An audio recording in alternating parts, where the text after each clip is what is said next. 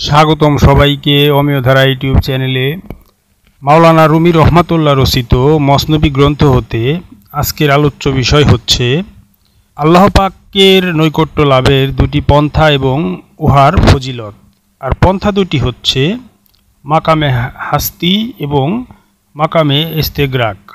এই আলোচনার প্রসঙ্গে প্রথমেই মিশকাত শরীফ হতে দুটি হাদিস উল্লেখ করছি। প্রথম হাদিসটি আবু উমামা থেকে বর্ণিত।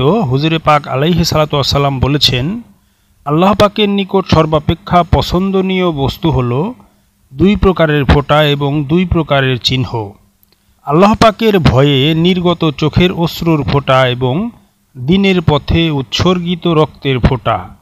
আর চিহ্নদ্বয়ের মধ্যে আল্লাহর দ্বীনের পথে প্রাপ্ত আঘাতের চিহ্ন এবং আল্লাহর হুকুম পালনের দ্বারা সৃষ্ট চিহ্ন। দ্বিতীয় হাদিসটি হচ্ছে আব্দুল্লাহ ইবনে মাসউদ থেকে বর্ণিত আছে। হুজুরে পাক আলাইহিস সালাতু ওয়াস সালাম বলেছেন, আল্লাহর ভয়ে নির্গত অশ্রু ফোঁটা যে কোনো বান্দার সম্মানিত চেহারার উপর পতিত হবে, উহা মাছির মাথা পরিমাণ হলেও আল্লাহ পাক ওই বান্দাকে দোজকের জন্য হারাম করে দিবেন। উল্লেখিত পন্থার নৈকট্য অপেক্ষা অপর পন্থার নৈকট্য অধিক ও অনেক ঊর্ধ্বের। সেই পন্থা হল শুধু আল্লাহর ধ্যান ও লক্ষ্য ব্যতীত অন্য কোনো কিছুর প্রতি ধ্যান ও লক্ষ্যের লেশমাত্র না থাকা। ধ্যান ও লক্ষ্যকে সদা আল্লাহতেই নিমজ্জিত রাখা। এই প্রথম অবস্থাকে আধ্যাত্মশাস্ত্রের পরিভাষায় মাকামে হাস্তি বলা হয়, আর দ্বিতীয় অবস্থাটাকে বলা হয় মাকামে ইস্তেগরাক। মাওলানা রুমি রহমাতুল্লাহ বুঝিয়েছেন যে প্রথম অবস্থাটি অতি মূল্যবান এবং আল্লাহর নৈকট্য লাভেরই পন্থা বটে, কিন্তু সেটা নিম্নমানের, কারণ এই অবস্থায় বান্দার ধ্যান ও লক্ষ্য খণ্ডিত থাকে।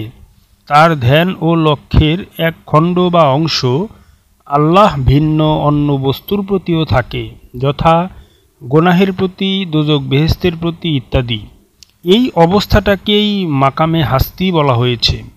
হাস্তি অর্থ নিজ অস্তিত্বের প্রতি লক্ষ্য। ফলে এই অবস্থায় বান্দার লক্ষ্য ও ধ্যান অখণ্ডিত রূপে শুধু আল্লাহ তাআলার প্রতি নিবদ্ধ হয় না, বরং তার লক্ষ্য ও ধ্যান আল্লাহ এবং নিজের মধ্যেও বণ্টিত হয়ে পড়ে। তাই এই অবস্থার মান অপেক্ষাকৃত কম। আধ্যাত্মবিদগণ এই অবস্থাটাকে নিম্নমানের গণ্য করে থাকেন।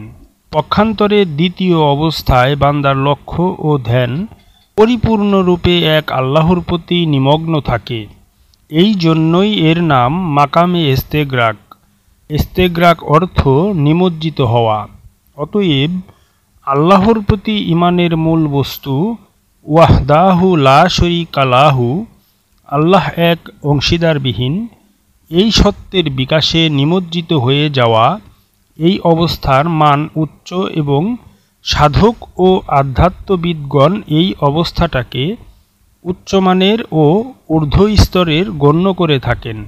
সুতরাং আল্লাহর সান্নিধ্য লাভের যাত্রা আরম্ভ হবে প্রথম অবস্থা দ্বারা, কিন্তু তার উপরই স্থির হয়ে থাকবে না, বরং তার ঊর্ধ্বে উঠে দ্বিতীয় অবস্থায় তথা মাকামে ইস্তেগরাকে উপনীত হওয়ার জন্য প্রাণপণ চেষ্টা করার মাধ্যমে তাকে পরিপূর্ণ সাফল্যও অর্জন করতে হবে।